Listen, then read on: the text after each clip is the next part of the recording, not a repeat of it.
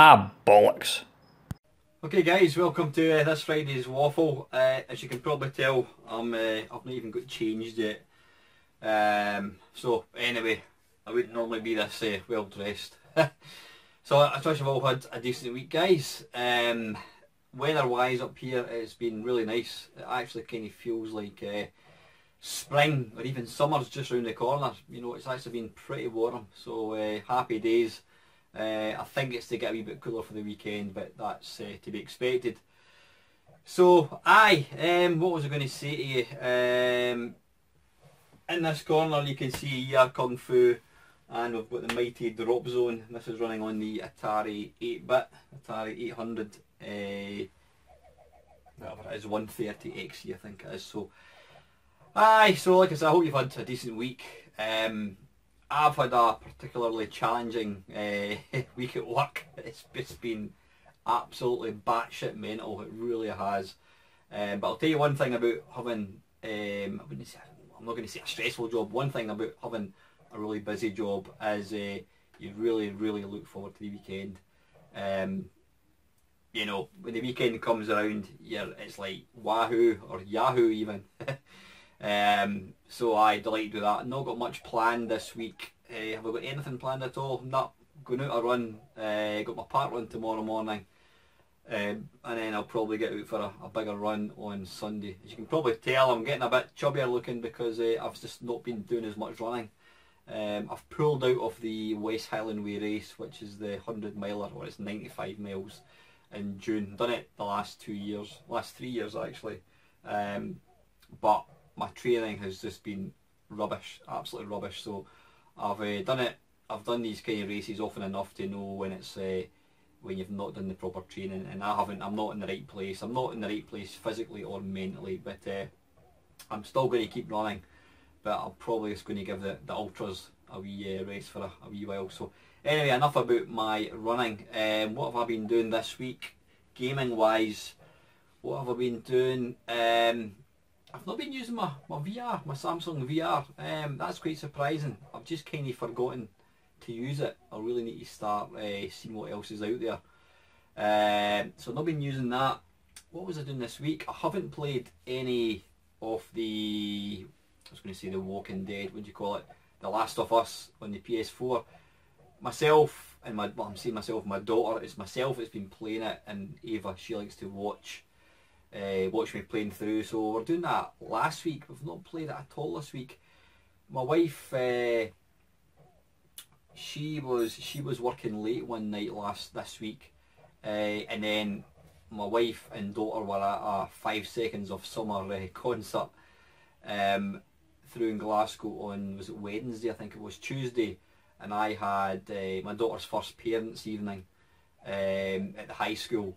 Now it's not like the old primary school parents' evening where you go to meet one teacher and that is it. Oh no. I had to meet, I think it was something like 9 teachers.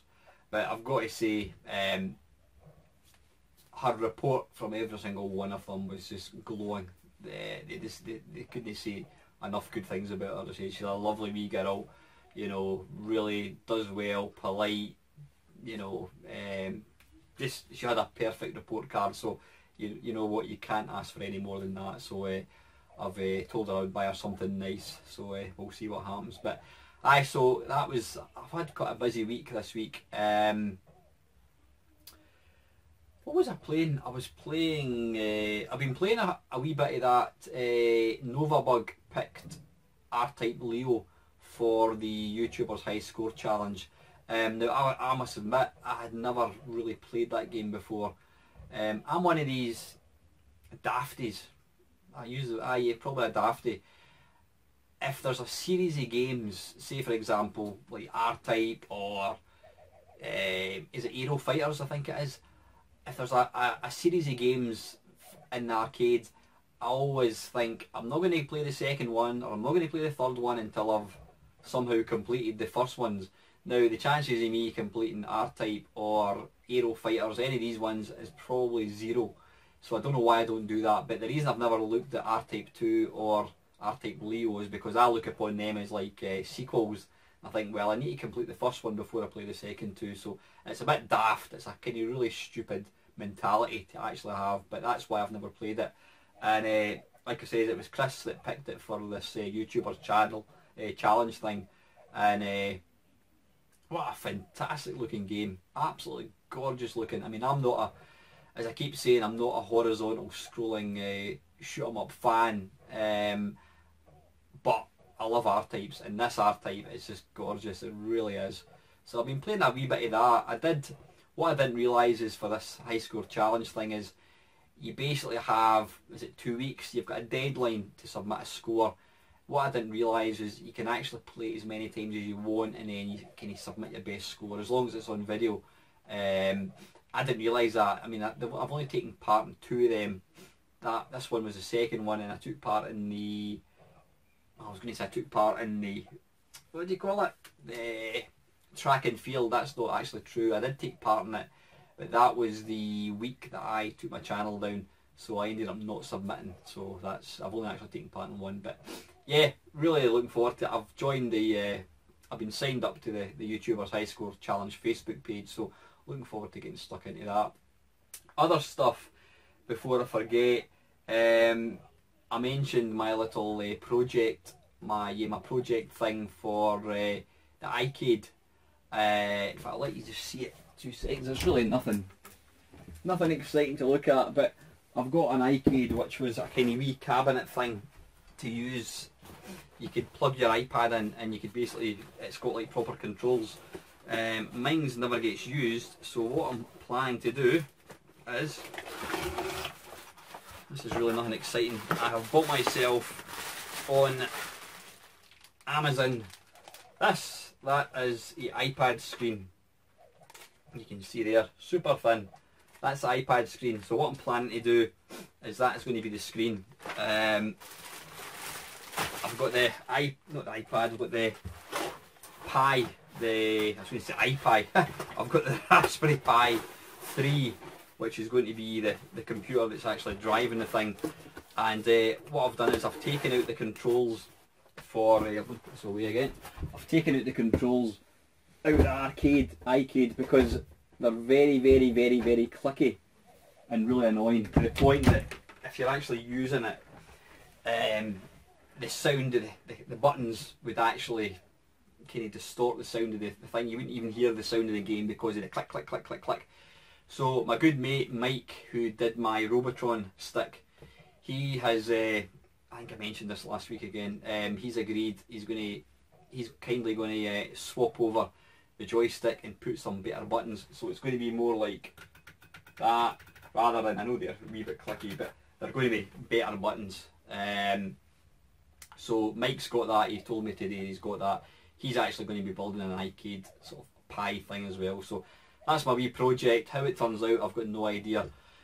The other, I was going to say big news, well, big news for me is the upside to me not running means I can't do my Ultra next Saturday, the 30th, which means I'm going to Blackpool. Hey! I'm doing what I normally do. I'm driving down with my mate Ian, driving down nice and early, get there for 10 o'clock, driving back up. So I don't know who's actually going down. I know Lactobacillus Prime, I know Mark's going. I've got Mark's phone number, so we're going to be getting in touch with each other, and we will definitely be meeting up for a chinwag. Anybody else that happens to watch this that's going, let me know. It'd be brilliant to catch up with any of you guys. I know, what do you call it, Gashead Steve can't go. I know Monkey Spaz isn't going, unfortunately. He's got other things on at the moment. I don't know if Chris is going. Yeah, Chris is going. Yep, I'll hopefully tie up with you as well, Chris. Who else is not going? I know Adam can't go either. But anyway, I'm really looking forward to it. I've not given it much thought because I didn't really think I was going to be going until 2 days ago, I think it was, when I bought my ticket. Looking forward to tying up with Jim Bagley. I've already messaged Jim because he's going to be there showing off his V-time on the Samsung Gear VR thing, so looking forward to seeing him as well. But looking forward to playing some video games. These things never last long enough. You know, is it 6? And no, it's not 6. I wish it was. It's 10 until 6 which is what, 8 hours, something like that. Time flies in, especially if you're going to be, you know, socialising with people. You know, the time absolutely flies in. I'll probably actually spend longer getting up and down than I will actually being in the place. But really looking forward to it, guys. If you are going along, you happen to see me, come up and say hello. It'd be really fantastic to talk to anybody, meet any fellow YouTubers or anybody that just happens to watch the channel. So looking forward to that. Anything else? Right, I've got a pickup. I don't normally do pickups, as you know. I don't like these specialised pickup things, but this is worthy of attention. This is was it a Kickstarter or whatever it was? It's one of these things. It was a book, which I ordered. In fact, it wasn't a Kickstarter. I don't think it was. It's a book I pre-ordered basically, and it's called. It's bloody heavy as well. Artcade. Now I'll just read out what it says. Artcade is a unique collection of classic arcade game cabinet artwork, some dating back 40 years to the dawn of video gaming. Originally acquired by Tim Nichols from a Hollywood movie props company, this archive of arcade artwork, much of which has suffered damage over time, has now been scanned and digitally restored to its former glory. Tim has spent over 2,000 hours assembling the high-resolution scans, painstakingly restoring the images and colour correcting them back to their vibrant as new appearance. So yeah, really looking forward to that. It's basically, I mean, I've only glanced at it. It's just basically all the decals from the arcade. That was there you go, the mighty centipede. That's all it is. It's just a collection of the art. I mean, it's got an absolutely gorgeous back to it. You can see there. That's the side art, I think, on Centipede. Beautiful. Look, I was going to say looking forward to reading that. It's not so much reading. It's just taking it in. It's absolutely glorious looking. Yeah, anyway, I shouldn't be reading it when I'm meant to be recording these. So I got that, and because I pre-ordered, I got some nice little postcards. Space Invaders one. Yep, Space Invaders, obviously Outrun.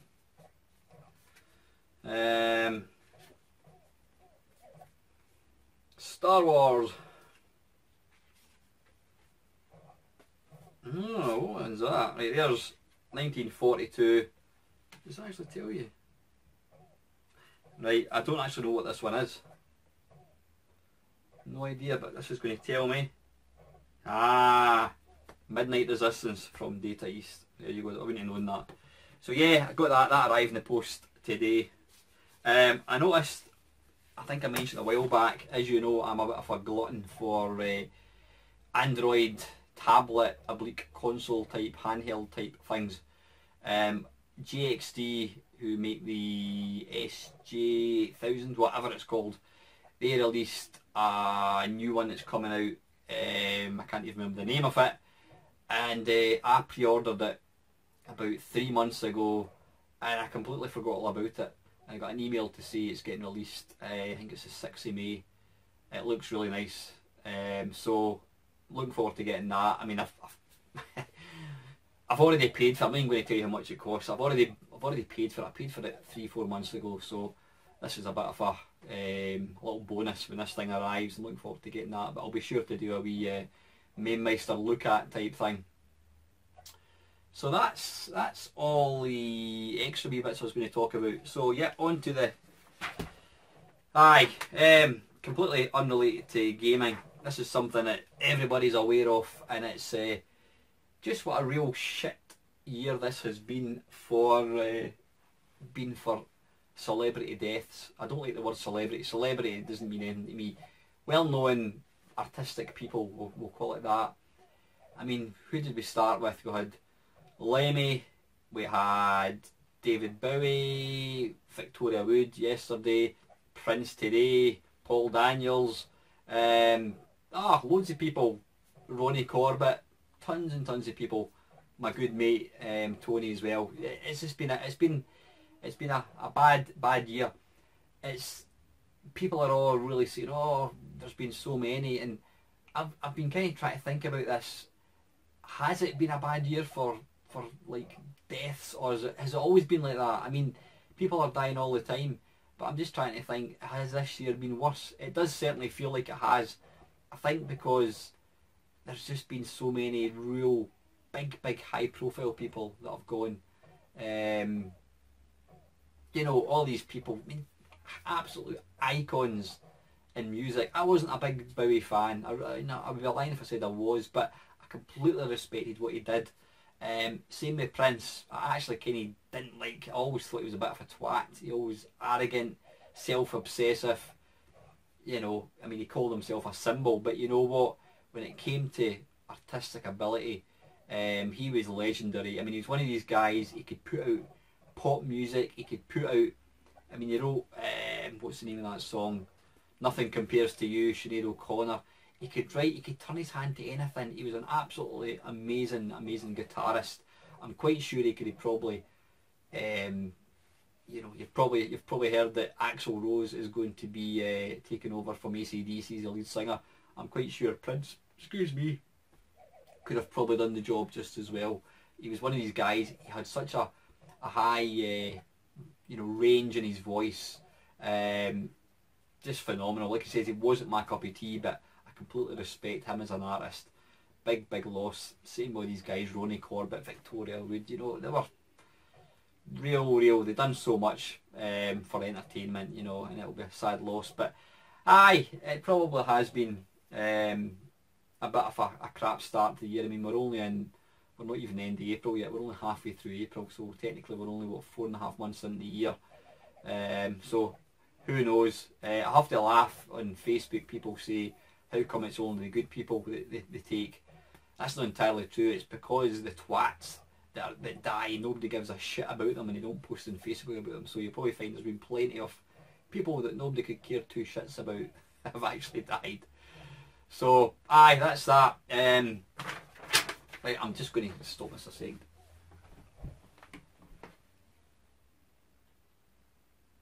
Excuse me while I quench my thirst with my delightful cup of coffee.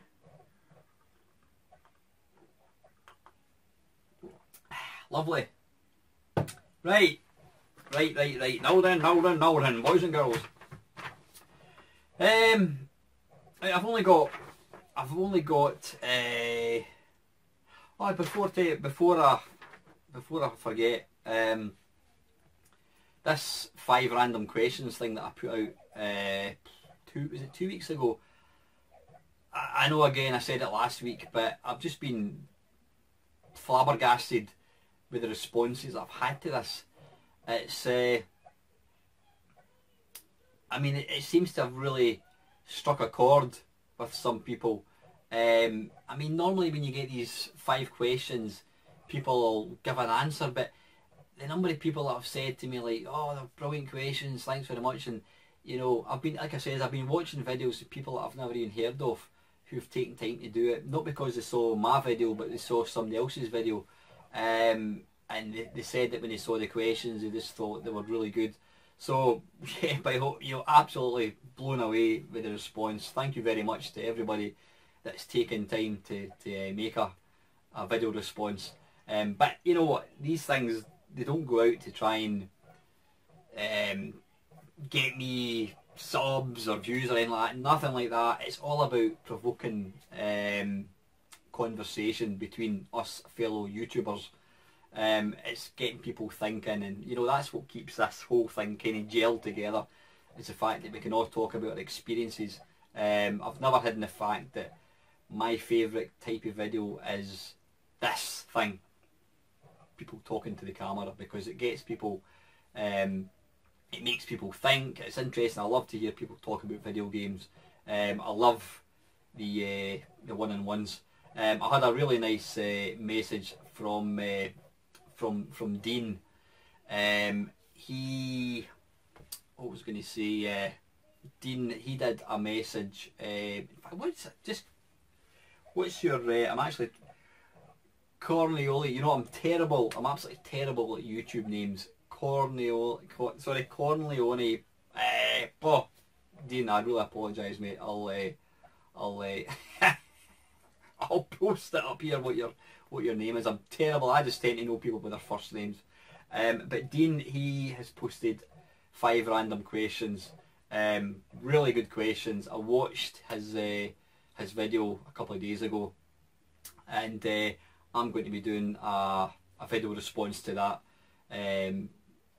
You know, I'll be doing that. I think I'm going to try and do that tomorrow actually, so I'll be posting that. But I love these random question type things.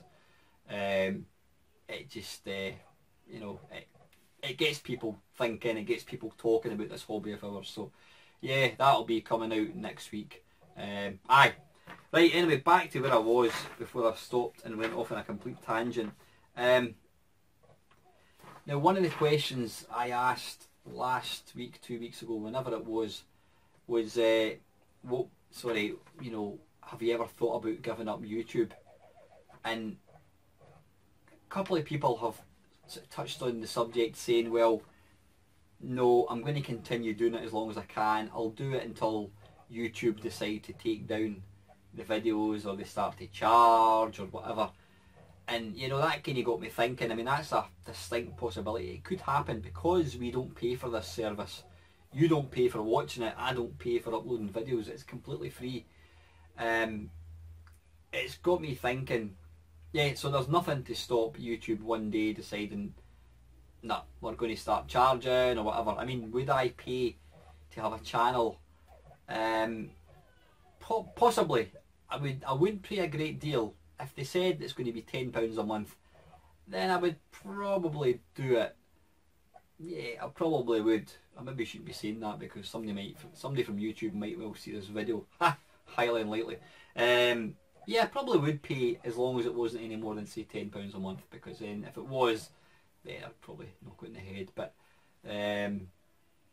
but there's absolutely nothing to stop YouTube deciding one day they're going to pull it. And that's what that part of this thinking is. What about people who make, I mean, there are people out there who make their livelihood out of doing YouTube. You know, anybody that's got maybe 1 million subscribers probably gets enough money as a full-time job. I mean, I know certainly, you know, PewDiePie, who is he's got the biggest subscriber base in YouTube. I don't know what he's up to. He's got 40 million, something like that. A couple more than me. He apparently made, was it $7 million last year or something. So he makes shitloads of money. But what would happen if that was your full-time job? But I know, and then YouTube disappeared. But you know what? I'm saying something which happens to all of us. It's happened to me. I was a full-time health and safety advisor type person up to 2 years ago, and then suddenly I get told I've not got a job. So I suppose at the end of the day, it is no different. A YouTuber who makes money and it's his full-time job, I don't suppose there's no difference between him being told, right, that's it, you know, no more. There's no difference. He would just have to go and get a real job like the rest of us. So, but anyway, that's not the question. Thinking about the whole YouTube thing disappearing got me thinking, how would you feel if YouTube announced that, I don't know, say for example, 1st of August YouTube is going to close. It's just going to close down and all your content, all the videos are gone.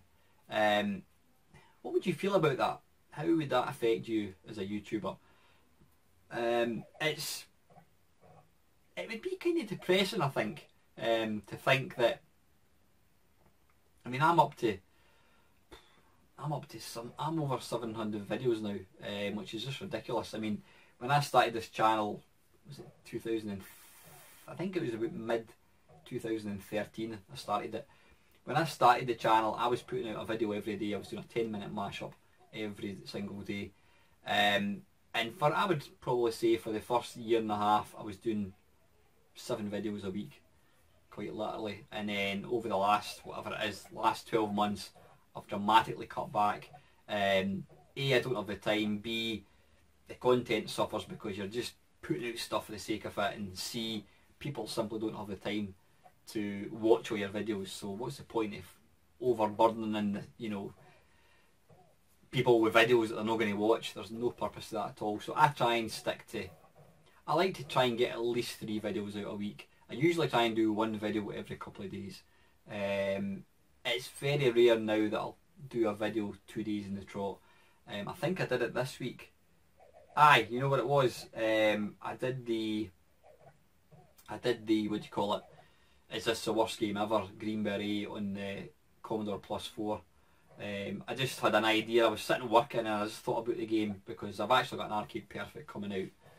I've recorded it. I'll probably post it on Monday, I think it is, for Green Beret. So there you go, wee heads up. And it was, I just thought it was an abysmal game. So I decided, when was it, Monday, Tuesday, I thought to myself, I'm going to make a short video for this because it's such a bad game. It deserves some exposure. What's interesting about these videos? I mean, what was the video I put out? Yeah, I put out as Mame, the greatest piece of video game coding ever. I put out a video all about Mame. I don't know what day it was. And then I put out this, and it did, I don't mind admitting guys, it took me quite a long time to make it because I had to record individual games getting played, then I had to overlay my voice over it, then I had to obviously record the video of me talking and that kind of stuff. And you know, it probably took me maybe 3 hours all in to kind of do the whole thing, recording, the editing and all that sort of stuff. So it took me quite a lot of time. And then I banged out a video, is this the worst game ever? Green Beret on the Commodore Plus 4. And I think, I mean, I only posted that video maybe 2-3 days ago. And I think that's got higher views already than that, or my Friday Waffles or anything.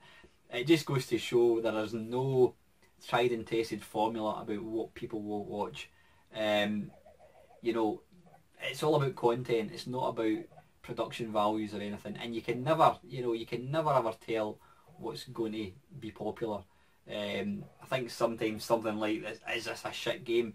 That's going to get people's attention. They're going to want to watch it. I mean, I enjoy watching games like that. I've got Stuart Ashens' book. It's like, you know, 20 of the most unforgettable games that you've never heard of.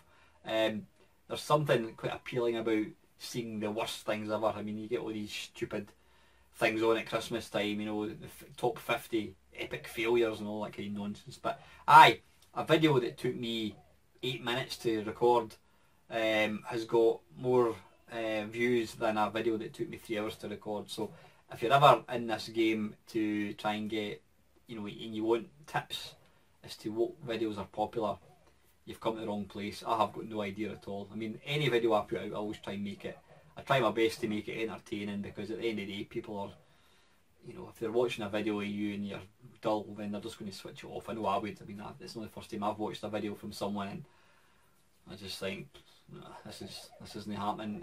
I've got better things in my time to do, sort of thing.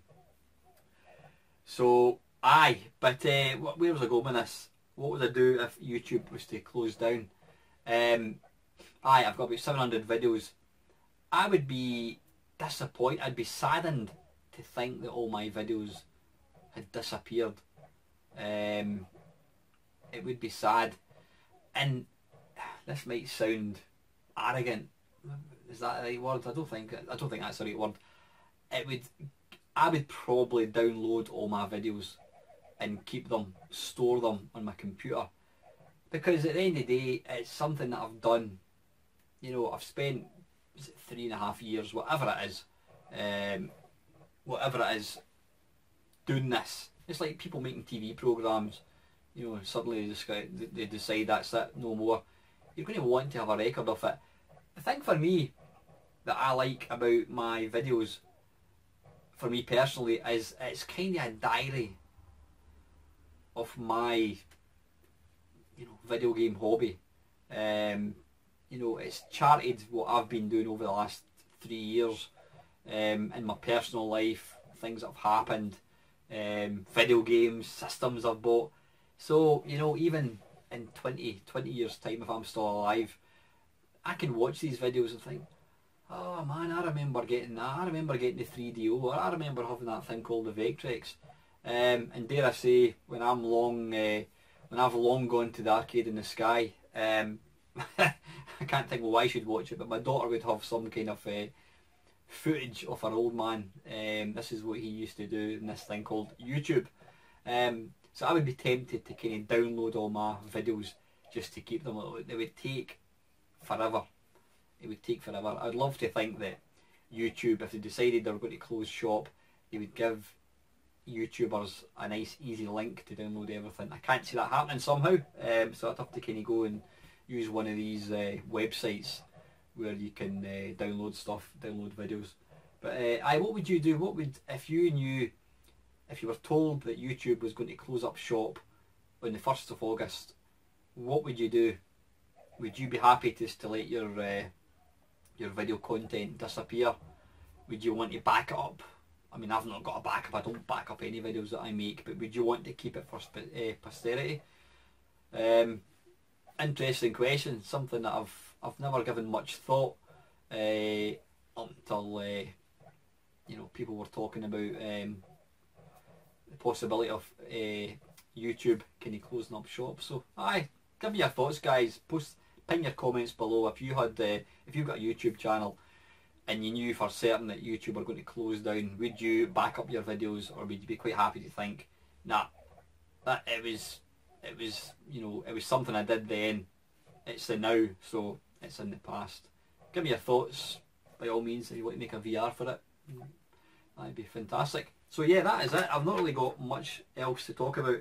I am much to popular demand. I've been asked by a few people to come up with another 5 random questions. Now, I was saying to somebody, it's like that band, that rock band that have an absolute smash hit album, debut album.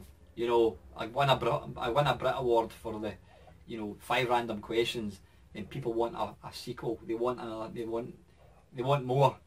So there's absolutely no pressure, because I mean, that last one I done, I've just been, you know, knocked sideways with how popular it's proven. That my next batch of questions have to be good. So I've got 3 so far. I'm not going to tell you what they are. I'll maybe bang that out next week, whatever. I still want to. I've got another 2 I need to try and come up with as well. I could have technically included that YouTube one about the videos, what you do. I could have put that in there, but I'll just leave this one for the waffle. So that is all my stuff, guys. Yeah, you'll be pleased to know. I've got a couple of questions from the guys. Gruss Newton, thank you very much, Squire. He's asking, do you regularly dust in the games room? Do you remove games from shelves to do a proper job? I know a few people do, including myself. Funny thing is, I'm a very modern husband. I do my wife and I, we both work hard. We on a weekend, whether Saturday morning, Sunday morning, we always do the housework between us. And my wife was, where was she last weekend? She was working. So I'd done the hoovering, done all the washing up, cleaned the kitchen, that kind of stuff. And I was up here, and I realised just how dusty everything is in here now. I've got to admit, I mean, I've had this wee games room for, I don't know how many, maybe 3 years. I've got to say, I have never ever dusted in my life. What I may do is, well, that's maybe not quite true. I'll maybe take we've got a washing basket there, and I'll maybe take a dirty sock and I'll run it along the top of the TV and, you know, dust off my consoles, especially black consoles, which are just like dust gatherers. So I might do that, but when I was up here last week, I just thought to myself, I really should give things a dust. And then that day, I think it was later on that night, Gross actually posted that question. The answer to your question is no, I don't. Don't normally. I did do it last week. I didn't move anything. I mean, the problem I've got in here, guys, is I've got so much stuff. I've got so much stuff. I mean, the consoles and the wires are just one big mash. You know how I'm convinced when you put 2 consoles behind a TV during the night, there must be some kind of elf that comes out and gets the cables and just winds them up in a big ball, big knotted ball. Well, that's like that. I would absolutely hate to try and take these things down. I just couldn't stand it, because it would be a nightmare. I guarantee if I took one of the consoles out and pulled out the wire, probably other stuff would stop working. So it's because of the amount of stuff I've got in here, I don't dust. I really should, but like I said, I did dust last Sunday. That's the first time I've ever done it. But I've got to say, it does make things look a lot better when they still look nice and black rather than black with this kind of grey sort of covering. So aye, I'm ashamed to say I don't clean. I'm very, very, I wouldn't say I'm OCD, but I'm really a very, very tidy person and quite finicky. If you ever met my wife and you asked about me in the kitchen, I enjoy doing dishes. I take great delight in tidying up and keeping things nice and clean, but when it comes to dusting in here, it's not something I ever really do. But I did do it last Sunday, so that'll be me probably till next year. So that's it. So thanks for your question, Gus. I appreciate it, mate.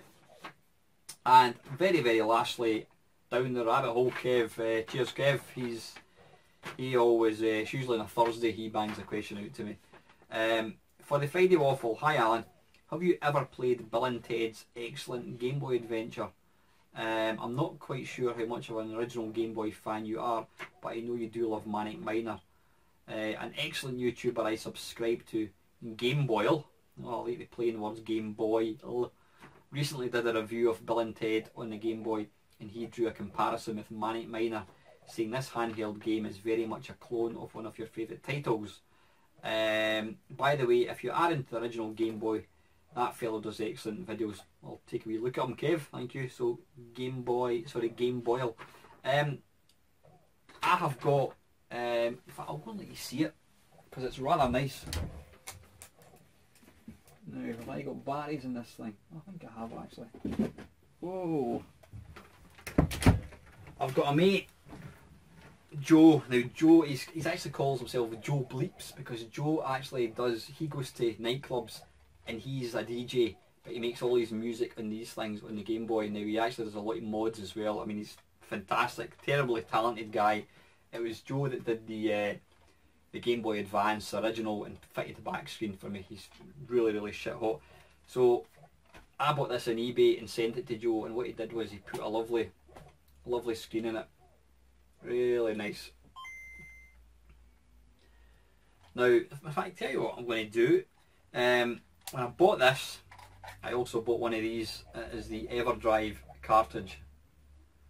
Fantastic cartridge. Basically, all your games on the one thing. So just while I'm talking here, let's take a wee look at this. I can't say I've ever actually played that game, Kev. I'll see if I've got it on this. I should have because I've got virtually... so what's it called? Bill and Ted's Excellent Adventure. Let's have a quick look. Hey, there we go. Bill and Ted's Excellent Adventure. Okay, here we go.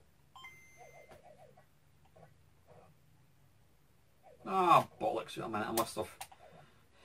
It was coming up Tetris 2. Ah, you know what, I think you must have to flash it to the cartridge. Bear with me, guys. Right, da ba da ba da ba da ba da. There we go, Bill and Ted. Load and start, okay. Bink. Right, so raising the flash. And that's it now. Loaded it onto the, it basically loads the game onto the cartridge. Now here we go.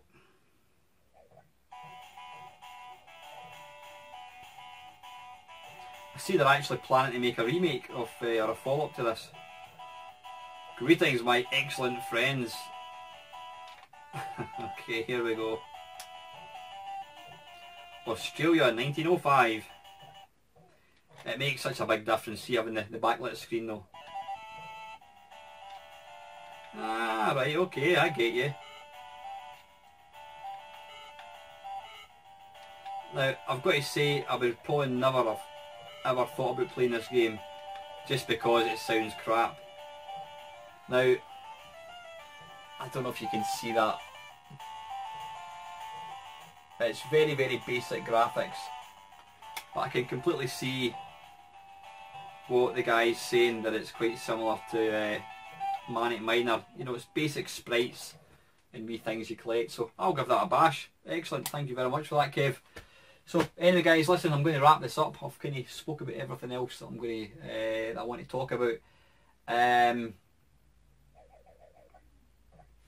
Aye, that's coming up. I'm going to be sitting down with Vinnie Corleone, yay, got your name, Dean. I'm going to be tying up with him hopefully in the next week or so. We're going to do a Trans-America oblique Scotland talkie type thing. As Dean so eloquently put it, since I'm a man of one of the older generation, so it'll be interesting to hear you know, how Scotland and how America, what was happening on each side of the Atlantic back in the mid 80s, early 80s, whatever it is. So anyway guys, that's enough of my waffle for one more week. Thank you very much for watching. If you're a new subscriber, great to have you on board. If you're an old subscriber, brilliant, thank you for all your constant support. If you're not subscribed yet and you want to see more waffles and whatnot in general, tomfoolery and horseplay from an ageing Scottish person, then please consider hitting that like button. And lastly, thank you very much for watching.